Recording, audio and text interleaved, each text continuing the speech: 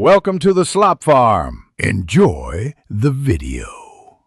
You start by assessing the aluminum and preparing it correctly. First, identify the alloy and the exact damage, pitting, white powder, or flaking. Once done, remove loose corrosion with a 120-220 grit abrasive. You want surface texture but not deep gouges. Next, clean using a degreaser, rinse with water, and dry thoroughly. Make sure to work in a ventilated area, wear gloves, and keep the part stable so you can move directly into corrosion control steps. You now neutralize and protect the cleaned aluminum.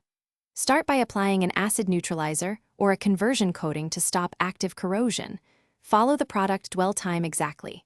Then apply a corrosion-inhibiting primer rated for aluminum. Make sure to allow full flash time between coats so adhesion is solid.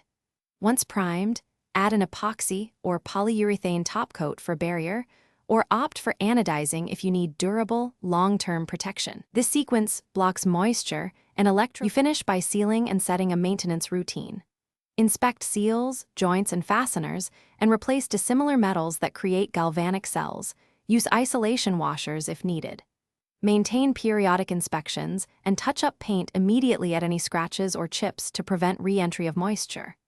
If corrosion returns, check drainage paths, trapped moisture, and possible stray electrical currents that accelerate attack. Address those root causes before reapplying coatings. With routine checks, you keep aluminum protected. Thanks for watching. Consider subscribing if we helped you today.